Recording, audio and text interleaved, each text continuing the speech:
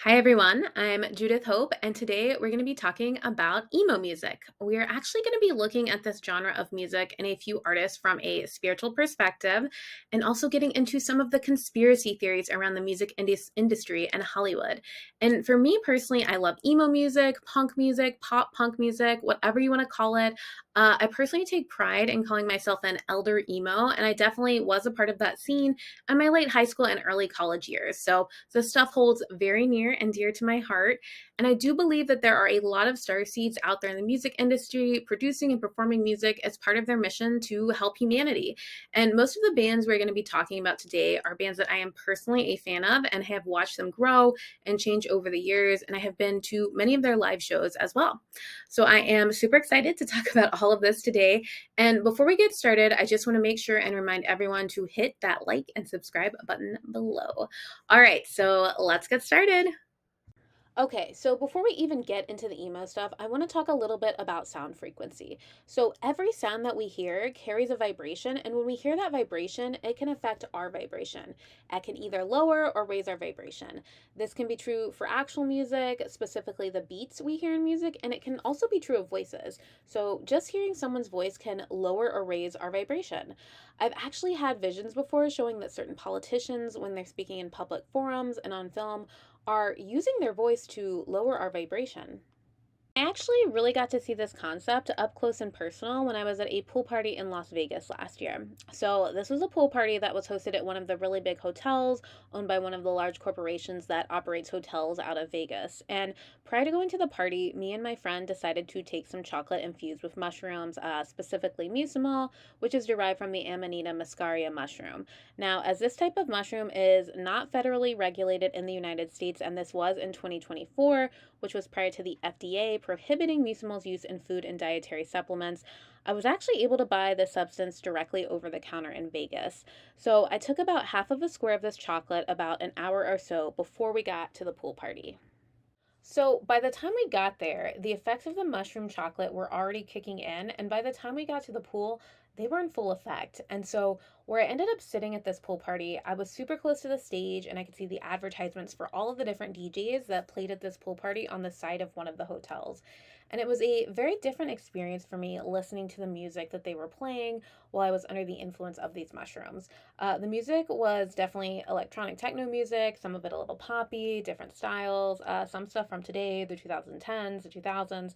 But what was crazy is that I could physically feel the feelings of power, control, and patriarchy coming from the music, coming from the beats of the music specifically. And I could almost see it coming from the speakers and coming down into the crowd, into the people. And mind you, like, these DJs that were playing there, like, these were big name DJs. Some of them current, a lot of them from, like the 2010s.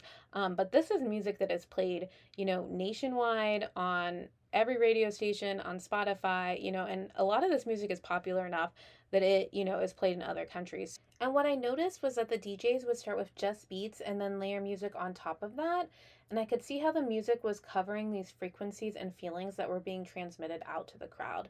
So basically, what I saw happening was that certain frequencies and sounds were being transmitted to us that would keep us in a lower vibration that were used in these very, very popular and very mainstream songs that most people, definitely in the US, but even outside of the US, would hear these songs on a regular basis, right? Like even walking to a store and hearing this song, maybe seeing it on a TV show, right? Even if it's not the type of, music that you listen to regularly.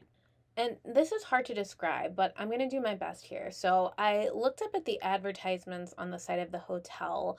I could literally see that there were packages of dark energy that were built and then used with a DJ as a cover for the package so that you don't really realize what you're experiencing.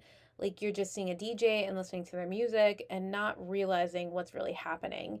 It was also evident that this energy was not from Earth. It felt dark, evil, controlling, whatever you want to call it, and it made me realize that there are dark forces on this planet controlling us. And the way I saw Earth during that mushroom trip was very different than how I see Earth in a sober state. It took me out of my 3D rose colored glasses and showed me what was happening from a very different perspective. Okay, so that story is pretty dark, but I do feel like it's the best kind of description or story that I have to show how sound and frequency can be used on this planet to manipulate us, to manipulate our energy, our vibration, which in turn affects our thoughts and actions and keeps us living on autopilot. So basically, we're living in fear, we're living in anger, we're living in sadness, right? Instead of being able to kind of move through these emotions and live in things like joy and love, right? And it's crazy that literally the music that we're listening to is keeping us in those vibrations. We're also easier to control when we're living in those vibrations and living on autopilot. So I think that's a big part of it as well. And I think we see this in every genre of music out there. I think some of the biggest pop stars we currently know are also doing this. Through their music and their voice, they are also sending out these negative frequencies and vibrations that keep us trapped in a lower frequency. In fact, there are some really big name musicians that I literally don't listen to any of their music. And it's not that I'm consciously deciding not to listen to their music, it's just that I don't pay attention to it. I don't listen to it, and it just doesn't come into my field.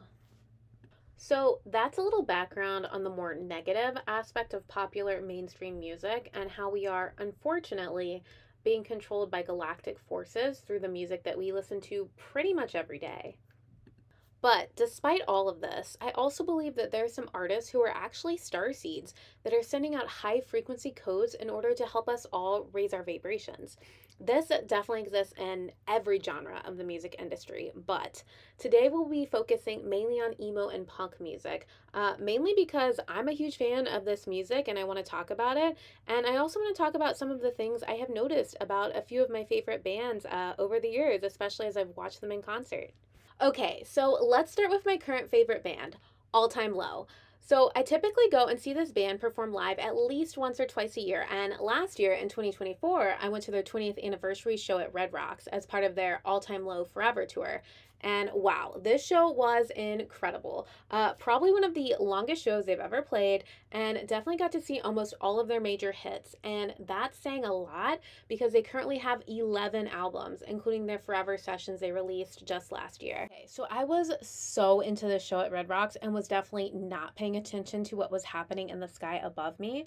But in the days following the show, the band's lead singer, Alex Gaskarth, kept mentioning on his Instagram story that there had been reports of UFO sightings at the end of the concert. So I asked my friend that had been at the show with me, and she said she had actually seen some lights in the sky at the end of the show. So, after hearing all of this, I decided to go into the Akashic Records and ask what was happening in the night sky at the end of the All Time Low 2024 Red Rock show. And I got some answers, and I actually made some Instagram reels about what I found back in the day, back in 2024. So, I'm going to go ahead and I'm going to play those reels now for y'all to watch. So, here you go. Hi. So, you might have heard, but supposedly there were UFO sightings at the 2024 All Time Low concert at Red Rocks Amphitheater. So I was actually at this concert. I personally didn't see anything, but also All Time Low is my all-time favorite band. So I was super, super into the show, into the music, not paying attention. And then after the concert, I saw that the band posted that there were UFO sightings. And I asked my friend that I was with, and she said that towards the end of the show, she actually did see some stuff in the sky above the amphitheater. So I decided to investigate using the Akashic Records. So I went into the records and I opened up two sets of records. The first were the records for the Red Rocks Amphitheater. The second was the records of the concerts itself. So what I got is there were actually two UFO ships there that night, and that they were there for the aliens to come out of the ships down into the crowd and do different types of energy healings on the individuals within the crowd. So they were doing a lot of different types of energy healings. They were going in and they were removing different energetic blocks. They were repairing damages. They were actually putting different types of energies into the individuals. They were also sending the individuals messages through their third eye that would be stored in the subconscious in the body for the individual that they would need later. All right, that's all I have time for in part one, but please check out part two to see why no one could see these aliens in the crowd and then why the ships were spotted at the end of the concert. Hello, so this is part two of the series. Please check out part one before you watch this clip. So the beings that were performing these different healings were actually incarnated beings. They came out of the ships on like flying motorcycles and were down kind of hovering above the crowd. They were shielded from us, so we couldn't see them. So basically, it was like an iridescent shield, and they were blending into the background. I don't believe they were as dense physical bodies as actual humans, but they were incarnated souls in a ET alien type of body. So these types of healings are happening during a concert because it's actually easier for the aliens to come in when someone is really focused on the music and kind of having an out-of-body experience and not super conscious, right? Because they're so into the song, into the concert, into the show. And why did no one see these UFOs until the end of the show? It's because as the show was ending, the UFOs actually came down closer, and then all of the aliens that were amongst the crowd working like went back up to be picked up. So they actually descended as the show was ending. So that's why they were sighted at that time. And according to the Akashic Records, this was far from the only concert that this happens at. This apparently happens quite a bit at the Red Rocks Amphitheater. So there you have it. That's what happened. Okay, so interesting, right? It seems like the All Time Low concert is not the only show that we see UFO activity at the Red Rocks Amphitheater. So, later that year in 2024, around the November timeframe, I actually got a download about All Time Low.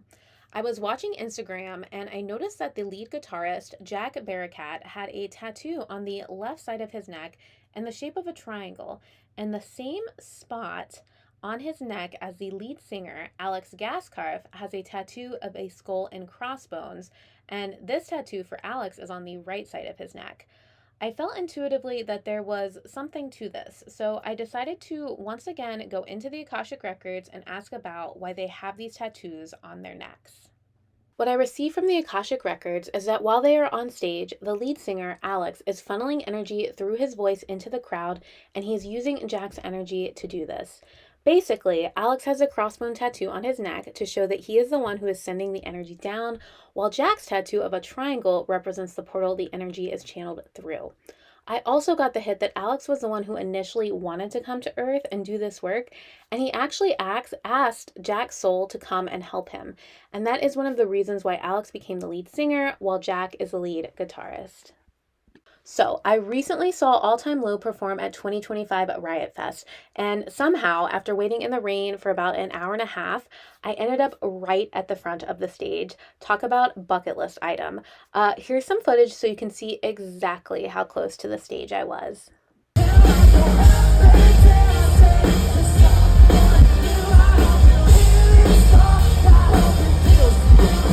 So, as they were performing, I would sometimes just feel the energy of the music, and I could feel the energy of the music just coming down from above me. It's like I could reach up and touch it.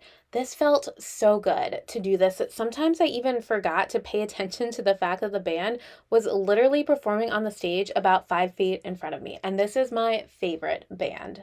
So, after this experience, I actually went back into the Akashic Records to ask more about what exactly happened during the concert. What I saw in the records is that the energy the band is channeling comes from above and goes into each person in the crowd through a chakra point or other energy center that is above their head. The way the Akashic Records showed it to me is that basically everyone has these diamond-shaped chakra centers above their head, very similar to how characters in the Sims game have these diamonds above their head that signal if they are playable right now and what type of mood they're in. So, the energy that is being sent down through the band and their music is being channeled into each person through this diamond shaped chakra point that is right above the head. The energy then travels into each person's body through their crown chakra, which sits at the top of the head, where you would typically place a crown. But the way they showed it to me is that these diamond shaped chakras above the head will basically fill with this energy to the point that they will explode and then go into the body and power it up. Similar to how we see when in a video game, the character Mario will hit a mushroom and be supercharged or double and triple his size. So, this energy being channeled during the All Time Low show is of the frequency of pure joy and affects our heart chakras and allows us to connect more to our inner and outer self, as well as feel our heart chakra more. So, basically, what they're doing here is love and heart expansion. So beautiful. This increases our ability to understand and experience the feeling of being loved, to spread love, and to see the beauty and love through other people's eyes, not just our own. The Akashic Records also confirm that this is not a conscious thing that anyone in the band or associated with the band is doing consciously, meaning that while this is happening on the energetic and unconscious level and is more considered to be the work of the soul, no one in the band is actually consciously aware of what is happening. So if I went and I asked them about any of this, they would most likely have no idea what I was talking about. So, I am also going to make my most educated guess as to what Jack and Alex's soul origin point is. Now, I have not gone into either of their Akashic records or the records of All Time Low. I would not do that unless they actually came to me wanting a reading. So, this is simply an educated guess based on what I know about the different soul origin types and what I know about Jack and Alex. Now, I definitely intuitively feel that these two souls are linked and that they came here from the same place. Just the way I see them interacting on stage, it feels like they have a closeness and familiarity that goes beyond this lifetime. My best guess for their soul origin is actually Sirius for a few different reasons. First, let's start with the work that we just talked about them doing: expansion of the heart chakra and the ability to love. So, most ETs from Sirius have much higher telepathic abilities than us and often communicate directly through their heart chakras using thoughts and feelings instead of talking verbally using words. This makes communication much more loving than words or thoughts alone. So, the heart chakra work that I talked about earlier would make a lot of sense in context to Jack and Alex being from Sirius. And I actually believe that when they were on Sirius, they took the extraterrestrial form of a bird humanoid. Mainly, this is because of the way that they styled their hair back in their emo days. Still, maybe a little bit today, but primarily back like in the emo heyday. Now, typically, in my mind's eye, when I see bird beings depicted like this, with feathers literally sticking up on the side of their head, kind of like some cosmic mohawk, it really reminds me of how Jack and Alex have styled their hair over the years. And I would definitely say, like, this is mainly Jack, like, maybe more so a little more Jack than Alex with this particular style of kind of sticking up in the middle of the head. You can see here, I actually put him directly by the bird being, and like, you can kind of see what I mean, right? Like, he kind of has that, like, same point that these birds with these feathers on the top of their heads would have. Now we'll go to Alex here, and he has a lot of that same energy. I do think that he definitely has like a lot of Syrian energy, like he's been on Sirius for some of his past lives, or may feel some kind of familiarity to Sirius because of his time there. But I also think he has a lot of Lyran energy too, just because of his hair here. So like, look at that hair, and like it looks like a lion's mane, right? And a lot of times with Lyran starseeds, we'll see individuals that have hair like that, kind of cut that way. And it, and his hair isn't like, just like huge and, full of voluminous. I can't say that word. And we'll see that with a lot of, Lyran starseeds. But with him, just because he does have this hairstyle, it gives that he could have some kind of like Lyran type of past lives or incarnations, a connection to that star system, was probably a lion humanoid at some point during that star system as well. Okay, so the hair isn't the only reason I think they're from Sirius. A lot of Sirius starseeds are super into science fiction and fantasy stories, books, and movies, and as I am such a big fan of All Time Low, and I've listened to so many of their interviews, I know that they have mentioned this in several of their interviews and other short clips I may have seen on like Instagram, other social media accounts. At least Alex has, that they like Star Wars and, those types of series. And I actually heard at one point Alex say that he rented out an entire movie theater just for him and his friends and family to watch a Star Wars movie. So there you go. Seems like a very serious starseed type of thing to do. Also, many Sirius starseeds enjoy getting tattoos and piercings and expressing themselves artistically through clothing and accessories, and I definitely have to say that this is super true of both Jack and Alex, as over the years they have experimented with lots of different styles, including their hair, clothing, and tattoos. Now, you could say that this is true of the entire emo and punk music scene, so it has me thinking, do most of the musicians involved with the emo and punk genres have a connection to Sirius? Now, if I had to guess, I would definitely imagine that both Jack and Alex are sleeper starseeds, meaning that they are souls here on a mission to help the planet, but they don't really remember that or identify with being from another planet or anything like that. They're more focused on being human and their work. Now, I don't know for sure because I don't know how they behave in their private lives, but I would say based on how they present publicly, they are most likely sleeper starseeds. Now, on to our next band we're going to be talking about today, the Red Hot Chili Peppers. Now, I did love a few of this band's hit songs growing up in the 90s and the 2000s, but I do have to say right off the bat that I am not as familiar with this band or as big of a fan as I am of some of the other bands that we're going to be talking about today in this video. The biggest reason I chose to include the Red Hot Chili Peppers in this video is their song, Californication, which was released in the year 2000. So, I remember listening to this song as a kid, but I didn't really think too much about its meaning, mainly just about how the song was talking about California and the superficial culture that comes from Hollywood.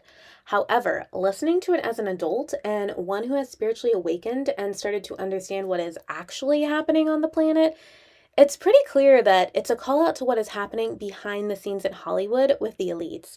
In fact, if you watch the beginning of the music video, which I do have to say, it's a pretty cool music video for back in the day, and even by today's standards, I feel like it's still a really fun concept. You'll actually catch the horse from TriStar Pictures at the beginning of the music video, kind of like flying in towards us. So, yeah, let's go ahead and watch it. So, I'm going to play it now. Okay, so here we are in the music video. There's the state of California, and what do we see on the horizon?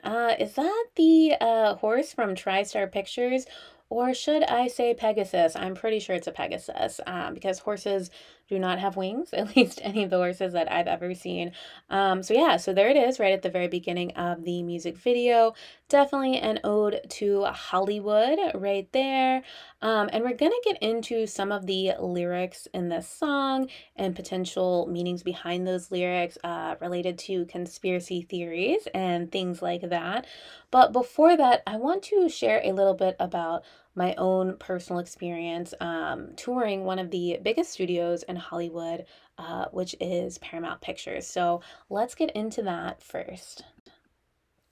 So I didn't even realize how much of like the TV and movie content that Paramount Picture actually owns and has created until I went and did the studio tour. So I've been living in LA the past few months and I like to go and do all the touristy and fun things. So I've done all the movie studio tours, but Paramount really kind of stuck out to me for a lot of ways. And like the first thing was that like they do own so much of the content. Like when I went there, I just felt like I was like, oh my gosh, like I know way more of these movies and these TV shows than I did at some of the other studios.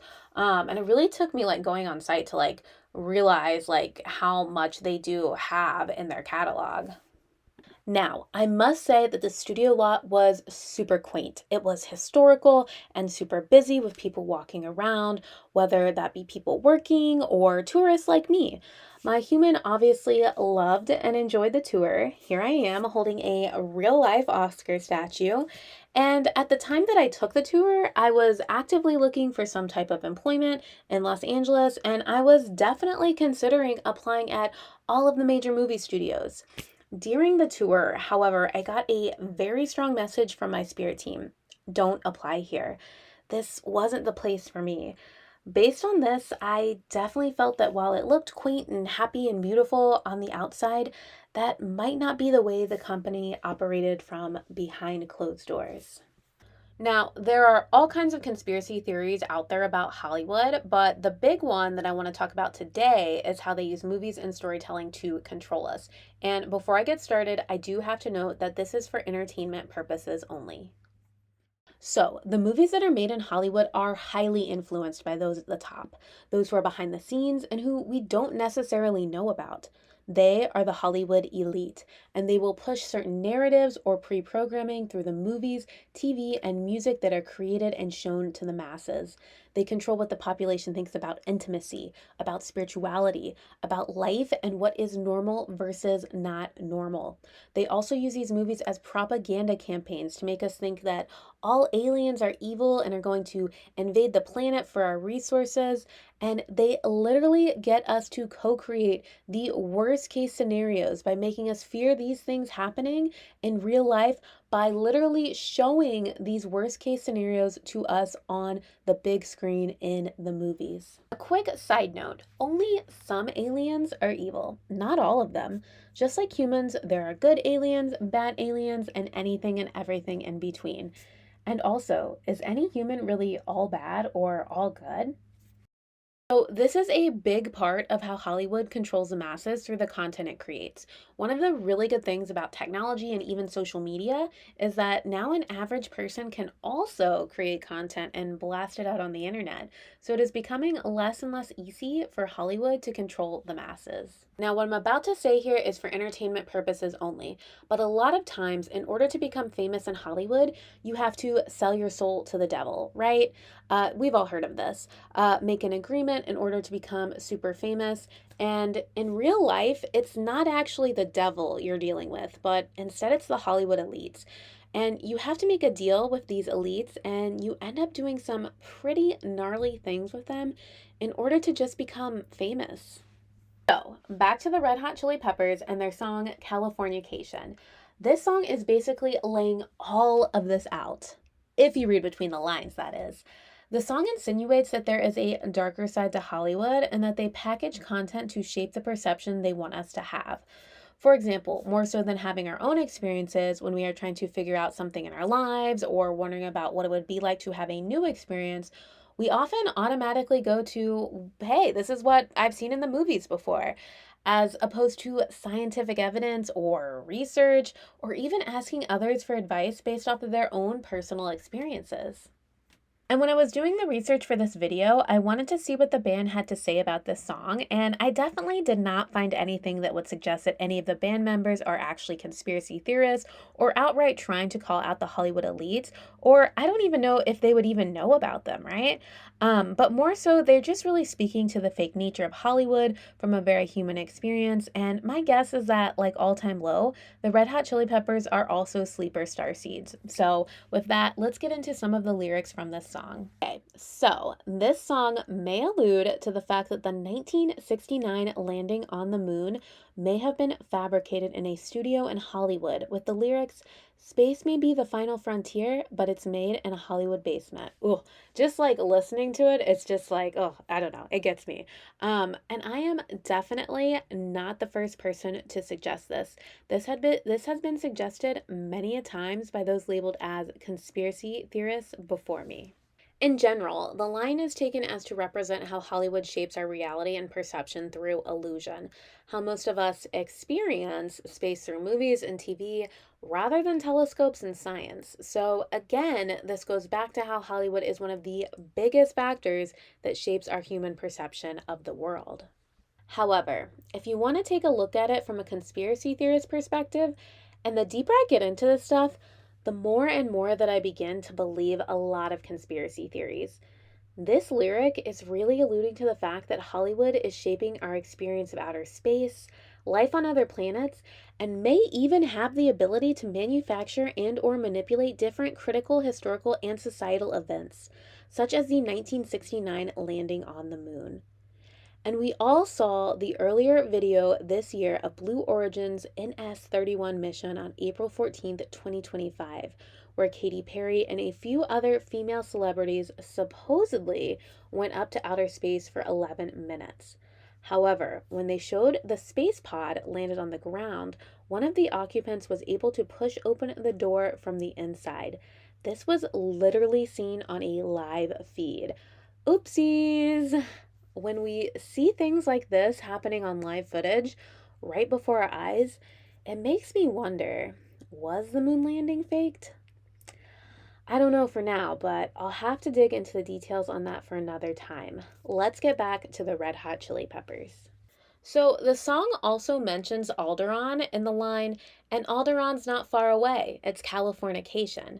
So I had never heard of Alderaan before, but I Googled it, and Alderaan is a planet in Star Wars that is known for not only being peaceful and beautiful, but also having prestigious art, culture, and natural beauty. In the Star Wars movies, this planet was destroyed by the Galactic Empire's Death Star to test the super laser. Okay, lame to destroy this awesome planet just to test a giant laser. I think this is a very interesting lyric if you look at galactic history. Generally, the Star Wars movies, at least the original ones, represent the Orion Wars, with the Empire in Star Wars representing the Orion Empire and the Resistance in Star Wars representing the Black League of Resistance, which was a real organization that fought the Orion Empire during the Orion Wars. Now, I personally believe that the same ETs who were in control of the Orion Empire are also the same ETs who are behind Hollywood. So, this line in the song alludes to the fact that Hollywood is destroying our planet right now. At least they are controlling it, the art, our culture, and even our natural resources. And I would say that this goes beyond just Hollywood. Almost every powerful group, whether that's an agency, a government on this planet, is affected by the same ETs who are behind Hollywood. Allegedly, anyway. Even the song's lyric, born and raised by those who praise control of population, could insinuate that our planet is controlled by someone or something behind the scenes. This lyric could also be interpreted as calling out older generations that are buying into the system put in place, whether that be through government, corporations, or Hollywood, and to no fault of their own. With these older generations, they were simply doing what they were told and truly believed that what they were told was true. And if they did these things, they were doing good. Many of them were also just trying to survive. So, I personally see that this song could be interpreted as very much outing the elites and straight up calling them out, which seems like a very Starseed type of thing to do. So, similar to All Time Low, I do think that the Red Hot Chili Peppers are sleeper Starseeds, meaning that they're not really aware of any of this and are more so creating these lyrics through the creative process and based more on the way they see the world as humans, not because they are secretly aware of any of this or have seen this for themselves. I also want to talk about the Red Hot Chili Peppers 2002 song, Can't Stop, which has a lot of references to the band members potentially being starseeds.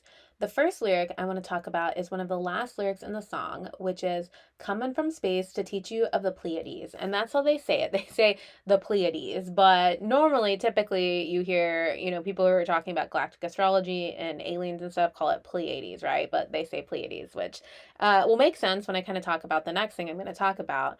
Now, this is what really makes me think that the members of the Red Hot Chili Peppers are Pleiadian starseeds. They basically call it out in their song. It seems very specific, and when I did some research, I noted that Can't Stop was written using the band's technique of composing lyrics around the music and its rhythm, instead of the other way around. So I'm going to put up on the screen exactly what Google said. Okay, so here is the screen print from Google, and as you can see, specifically for this song, but I believe they use the same technique for their other songs as well. They first establish like the rhythm and the music that itself, and then they go through and they create the words around it.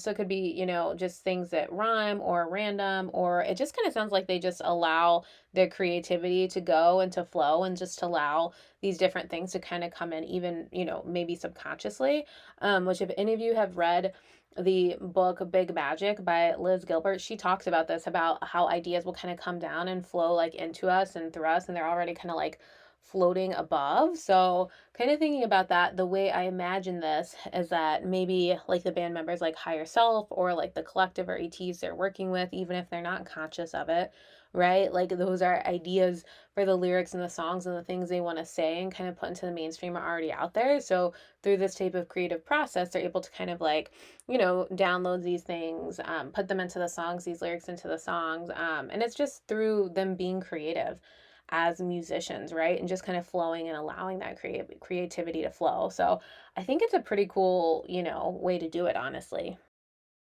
Now, you have to remember that the Pleiadian civilizations are in the fifth dimension and above, which means that they are not used to being in as dense and rough conditions as we typically find here on Earth. Because of this, unfortunately, a lot of Pleiadian starseeds have a hard time on the planet, and many turn to substances to help them escape the reality and trauma that is often found on planet Earth, which is another clue that the members of the Red Hot Chili Peppers may be Pleiadian starseeds, as many of the band members have suffered from substance abuse and addiction, with one of the band's original members passing away of a drug overdose during the early days of the band. The other lyric in the song Can't Stop that I want to talk about is all on a spaceship persevering, use my hands for everything but steering. I think this one is really cool because my understanding is that in higher dimensions with certain spaceships, you don't actually need to use your hands to steer. That's all done telepathically. You simply think of the location and then the ship goes there. So I found this lyric pretty interesting and that it basically is referring to how technology works in higher dimensions. So, overall, a lot of the lyrics in these two songs point to the members of the Red Hot Chili Peppers possibly being starseeds, souls sent or volunteered to come to Earth and be born as humans in order to help the planet and the collective. And just as I've mentioned before, many of these souls are coming to Earth to help and are totally unaware of their cosmic history or soul identity. And it's not just celebrities. Many of you listening may also be from another planet and have a cosmic identity. So, if you want to find out, I recommend booking a soul origin and life purpose reading with me, where we delve into the energy of your soul, your lifetimes before coming to planet Earth, and what is your mission and life purpose for your current life, aka, why are you even a human on this planet in the first place?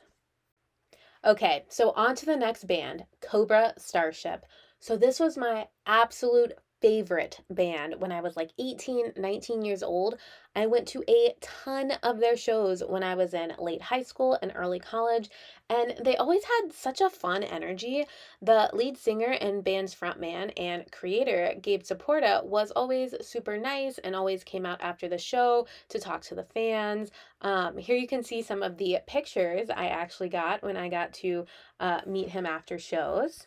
Oh, here's a picture of me meeting Gabe after one of the concerts I went to. I thought I had more pictures of him. I know I did take more pictures with him and I met him more than once.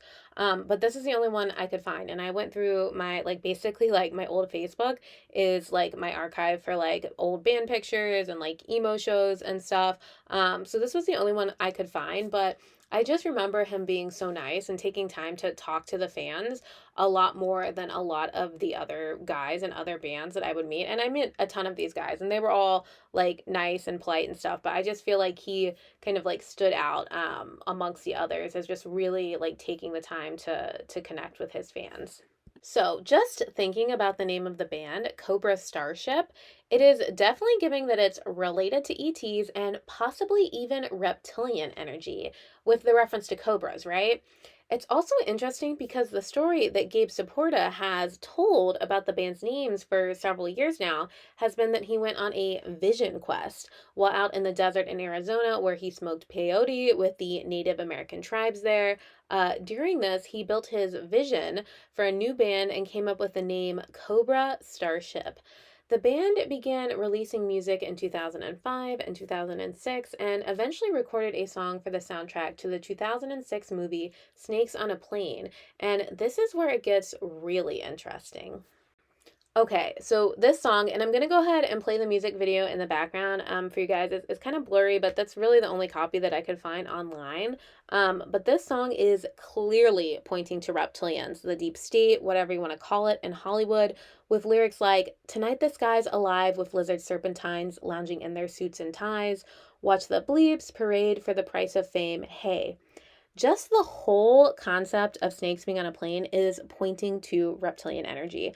Other lyrics like "I can see the venom in their eyes" also point to this, with the word reptilian actually being mentioned during the rapping part of the song by gym class heroes Travis McCoy, with the lyrics, "Ladies and gentlemen, these snakes of Slytherin, with dollar signs in their eyes, with tongues so reptilian. This industry's venomous with cold-blooded sentiment." Like, whoa, like they said the word, they said it, they said reptilian.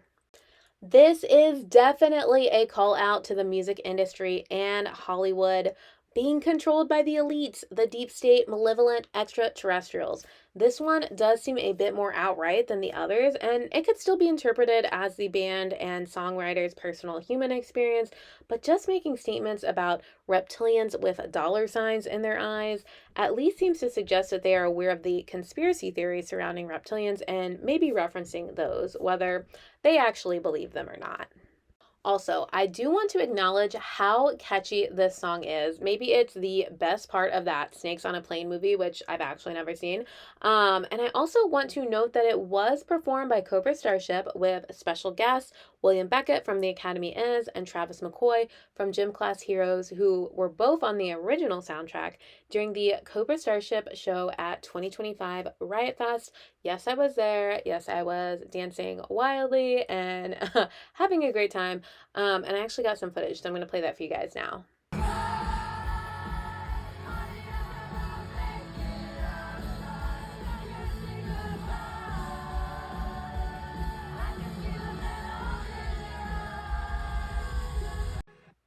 So that footage was pretty bad. Pretty much every person was trying to film at that time because it was like such a big deal. Because number one, Cobra Starship like had not been playing like shows in at least 10 years, and I had not seen them in probably like 15 years. And so many people in the crowd were there, and it was their first time seeing Cobra Starship in so long.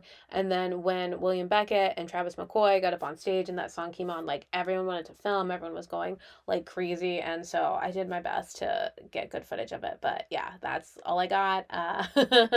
But it was amazing because during that song, it just, I don't know, there's something energy about it. I think the song's lyrics and kind of it's talking about all this stuff. It just made me feel like, hey, we've already won. Like the lights won over the dark. Not that I really believe it's that simple. But I do think there is a battle between light and dark currently happening on the planet. And I do think, like, in this case, like, light is going to prevail. The vibration of the planet is going to raise, the frequency of the planet is going to raise, and a lot of these things that have been kind of controlling the planet for so long are going to come to light. And I really felt the energy of that. I just felt like joy and just like hope, like during the performance of that song. Now, based on all of this, I definitely think that Gabe Saporta's energy might be some type of benevolent reptilian energy because not all reptilians are bad. And I've seen him and met him many times, and I get a really good energy from him. And being a benevolent reptilian could look a few different ways. He could have a soul from the dragon caste of reptilian, which is known for its neutral and powerful energy. His soul could be from the doll universe in which there were dragon humanoids who were not attuned to the darkness, but instead lived their lives in light. Or he could have been on a negative path as one of the bad reptilians in his previous lifetimes. And then he turned to the light and is now making up for it and clearing karma from those past lifetimes in this lifetime. And there could be a million different reasons as to why he chose to use the name Cobra Starship for his band, but I do think that naming his band this does leave strong evidence that he has some type of past life and or soul connection to the reptilian frequency. And I do think that Gabe Saporta may be a bit more awakened than the other bands we've talked about in this video so far. Not only does he reference things like going on a vision quest in Arizona, but he also follows David Icke on Instagram, who is one of the early individuals to talk about things such as reptilians and other related conspiracy theories. Now, one thing you typically see associated with conspiracy theories about the Illuminati is that they have certain hand signs that they do on stage. Now, I'm not going to comment on this other to say that Cobra Starship also has a hand sign that they use on stage to represent the band. It's basically just taking your hands and making them into the shape of a cobra. So I'm going to show you guys some pictures of this real quick. Okay, so here's like a sticker, I think, of the hand sign. So basically you can see you have one kind of hand like up in the back with like the cobra head, and then the other hand is supposed to be in front with like the two little fangs. And here's some pictures of, you know, some fans who are actually doing it. So like when you're on at the Cobra show, a lot of people will put this sign up, right? Like when they're up and when they're playing. And then as you can see here, Gabe also will do the sign while he's on stage, but he's doing it here. It looks some kind of like award show or something like that, and that's Vicky T, who's also one of the band members as well. So I've personally made this sign with my hands many a times at shows, and I don't necessarily feel any type of dark energy coming from the sign. I did find this reel on Cobra Starship's Instagram page that is spoofing the idea that Cobra Starship is a cult, and they use their hand sign to initiate cult followers into their cult. So I'm going to play that real quick for you guys here.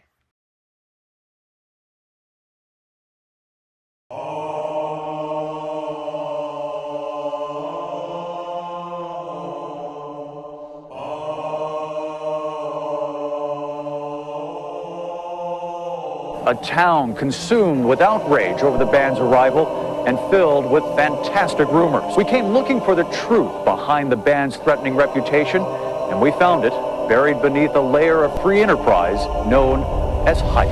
Cobra Starship. Cobra Starship. Cobra Starship. Cobra Starship. Cobra Starship. Carl shows a band that really is cult. We call it throwing your fangs up, but it's some kind of initiation. A strange craft landing near their fishing site and of being taken aboard by three unearthly creatures. A charismatic leader known as Gabe's supporter. My prayer is that there'll come a day when there are no cities left for him to perform in. He's evil. This is not a game. We've already seen the effects that it can have on young people.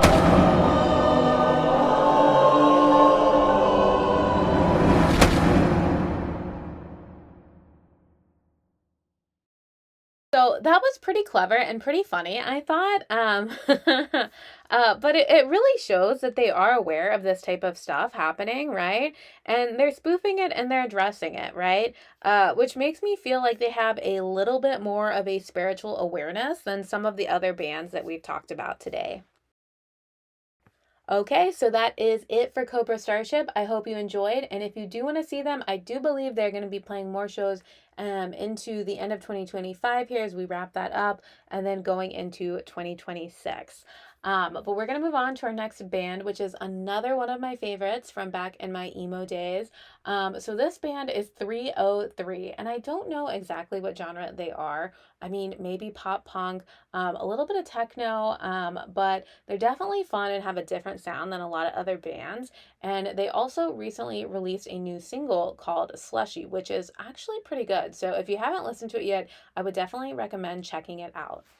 So with this band, I really want to talk about the fact that their band name is a number, which means that it has a coded meaning from the universe.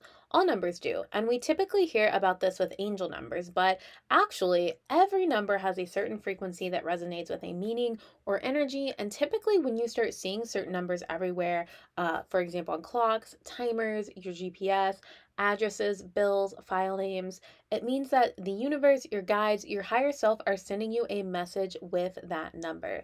So I think it is very interesting that this band chose a specific number as their band name. Now, of course, the band has stated that this is because 303 is the area code for Boulder and Denver, Colorado, where the band's two members, Sean Foreman and Nathaniel Mott, originally met. And while that's true, my guess is that the band's frequency and impact their souls wanted to make on the planet and the collective is also related to the frequency and vibration of angel number 303.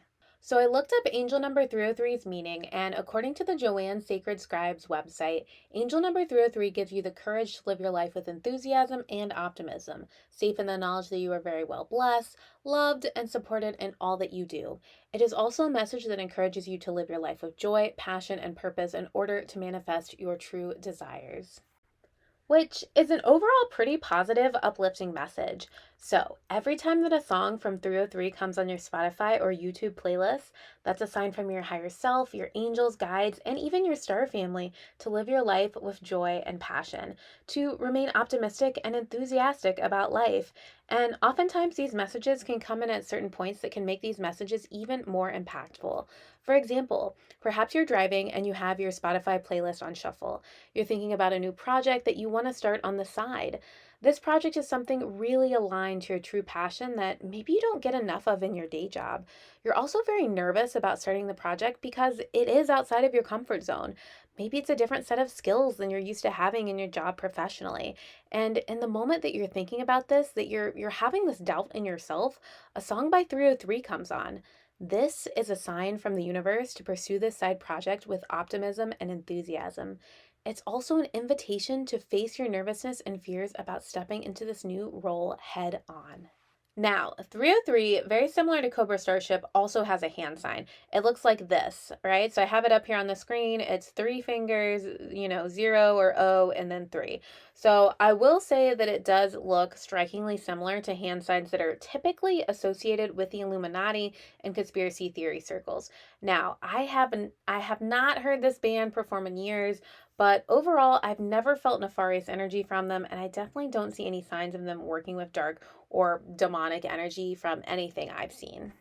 So I did want to know a little bit more about this. And so I went into the Akashic Records and I was channeling and I was trying to figure out what they're doing during their shows. And I actually do think they are using some type of reptilian energy. And I just want to preface by saying that doesn't necessarily mean that they're doing it for a bad reason, right? That's just a type of energy that they're using. And I think sometimes, like, when stuff has happened with reptilians, sometimes like bad things have happened, like sometimes removing those bad things, you also need to use the same type of energy, which I also actually saw a lot of rainbow energy coming down during their shows. And then like voice activations and frequency activations occurring with that energy coming down. And it looked like the energy is actually scanning each person's body, energy field in the crowd, and removing any type of implants, that were in the body. So typically implants can be left in from like past life stuff. This is energetic implants. I'm not talking about like physical implants, right? But like kind of like nasty infestations of either different entities or different energies or even like stored trauma and things like that. So it's kind of clearing a lot of that out is what I saw the energy doing. Also doing, it feels like some type of voice activation and working with the throat chakra.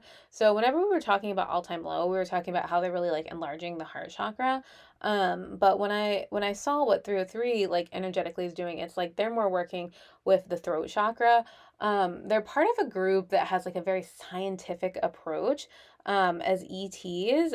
So I think that they are also like kind of here on a mission to gather data as well, which is very, very common with ETs. And I wasn't able to recognize really specifically like what group they're a part of.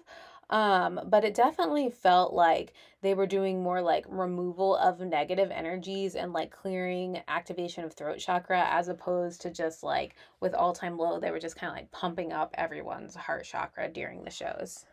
And so with 303, I've always been a really big fan of their music and love listening to it. I've loved going to their live shows. I even caught the drumsticks from 303 back in the day. But I will say that I have never really like listened to a lot of their interviews, so I don't know their personalities or much about them. I also don't know if they're spiritual or not. And so I did kind of see, like when I was channeling in, like they're from this group of ETs, and I couldn't really put my finger on like what their soul origin is, and that just based off the fact I don't know a ton about them.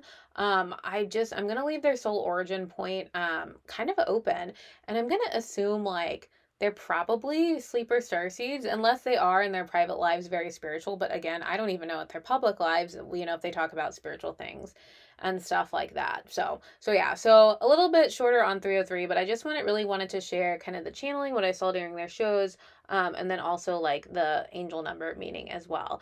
So now we're gonna go to our very next and very last emo starseed we're gonna be talking about, and that is actually Machine Gun Kelly, also known as MGK.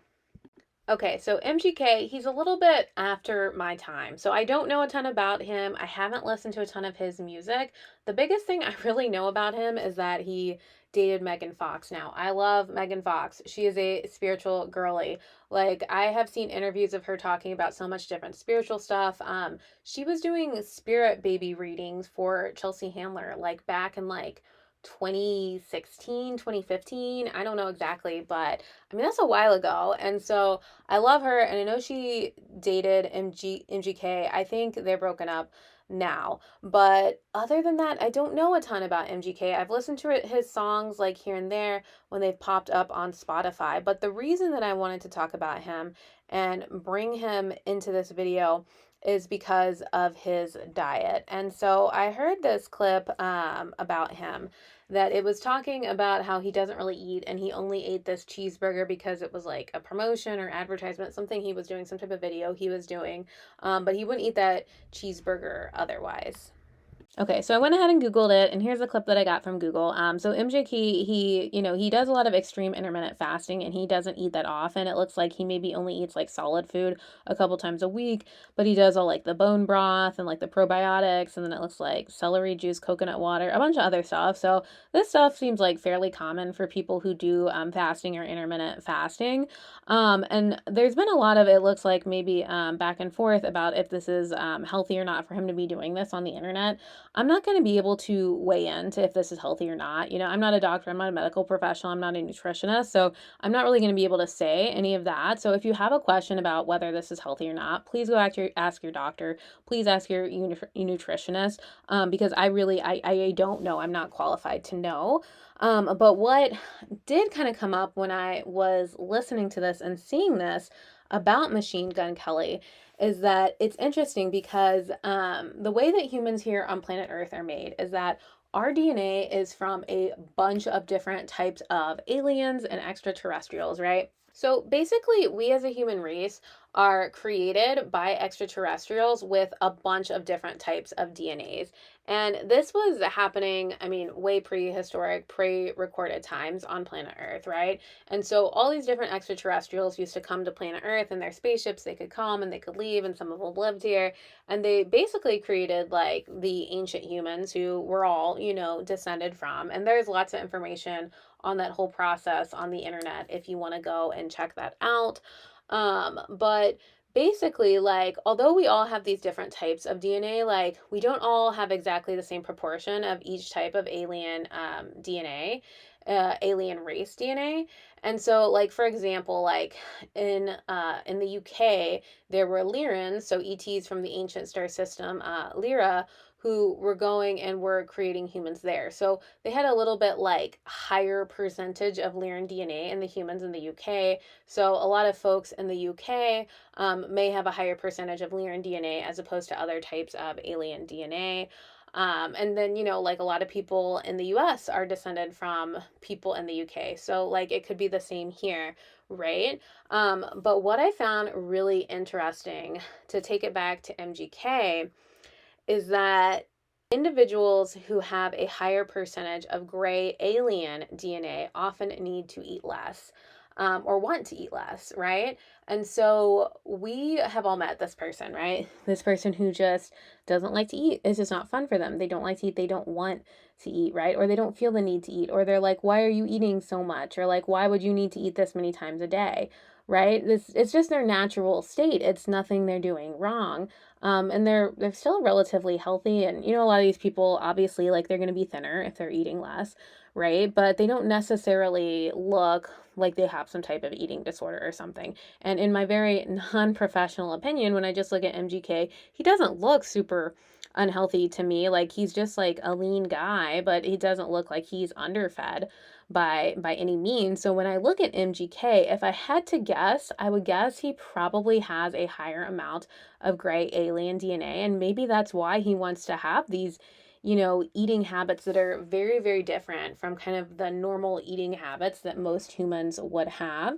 And I do want to note that I'm talking about his physical body and his DNA, right? Because in the other instances, when I was talking about the other bands, I'm really talking about their soul origin. So where their soul is from, not their physical human body, right? Like, your physical human body is going to have makeup of different alien genetic races. And that could be the same as your soul and like your soul energy and what star systems it's been in. A lot of times it is, because it's easier for maybe someone who is an Arcturian to come down into come into a human body that has more Arcturian DNA, as opposed to like one that's like all Andromedan DNA, right? Like, that does happen, but it's not necessarily all that way 100% of the time. And I want to touch on this a little bit. I don't want to get too far into this today. But the reason also that humans on Earth are different races too is also because of this differing alien DNA. So a lot of people who are of European descent, they're going to have more like Pleiadian, or potentially like Aldebaran, or even like the Nordic race from Lyra. That's going to be they're going to have more of that type of DNA, right? And that's why they're going to look more Caucasian, whereas people who are like from India, like the country of India, they're gonna have more like vegan DNA, right? Because they're so vegans vegans are actually blue, right? So when you get up into higher dimensions, like darker skin that looks more like brown here on planet Earth is going to turn blue when you get higher, right? Like people of Asian descent are most likely going to have more Andromedan type of DNA.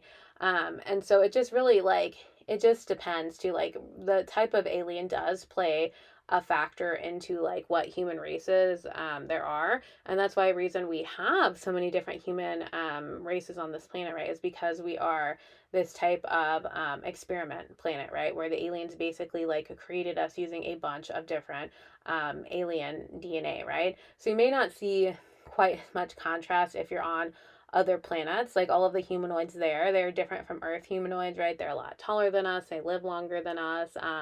Depending on like what dimension they're in, they may have like less dense bodies than us, but typically I don't think, in my experience, I'm not saying this 100%, but in my experience, I don't think you're going to see a planet with so many different races as you would as Earth. But what you will see are planets that have a bunch of different types of aliens on them, right? Like everything from like, okay, we're going to have the Arcturians, and then we're going to have like the Lyrans, then we're going to have the Vegans, we have the Syrians, and then also you have things like centaurs and gnomes and fairies and all kinds of stuff. So it's a lot of diversity there. I guess it's just not diversity like in the same way that we have on Earth, like different types of one species. It's like other planets just have a bunch of different types of species on them. Okay, so as of right now, we don't have a 23andMe alien DNA test. Hopefully one day we will. Like once we get more disclosure and like, hey, aliens are real, they're on the news, like we know all of that, then I think more people will be interested. And I actually think it's like a possibility we could learn that in our lifetime. But until then, we just got to go for best educated guess. And my best educated guess with MGK is that he has a higher amount of gray alien DNA, and that's why he just doesn't want to eat as much as other people. Okay, so that is all I had to talk about with Machine Gun Kelly, and that will also be the conclusion, our last emo starseed. So if you made it this far, thank you so much for listening. I had so much fun talking about all this stuff. Just emo music has been such a fun part of my life. I really loved it and enjoyed it. So getting to look at it from a spiritual perspective was just really, really enjoyable and cool for me. So again, thank you for listening. I hope you learned something today. I definitely feel like we talked about all kinds of things, not only emo music. So a lot of information, a lot to digest, I'm sure. If you do want to work with me one-on-one, I am going to link my link below. I really do a lot of different things. My big focus, has kind of always been galactic origins, understanding, your soul energy. Why are you here on the planet? Who were you before you came to the planet? Why did you want to come here? Really working through that, but I do all different kinds of services and readings too, a lot of them of a galactic nature. So I would love to work with you one-on-one. If you enjoyed this, you want to work with me, you want to learn more about your soul origin, or go into my galactic portal chamber to meet your star family, or maybe there's some past life stuff you want to work on clearing, please click the link below, and we can meet and we can figure it out. So all right, thank you so much for listening, and I hope everyone has a wonderful day. Bye.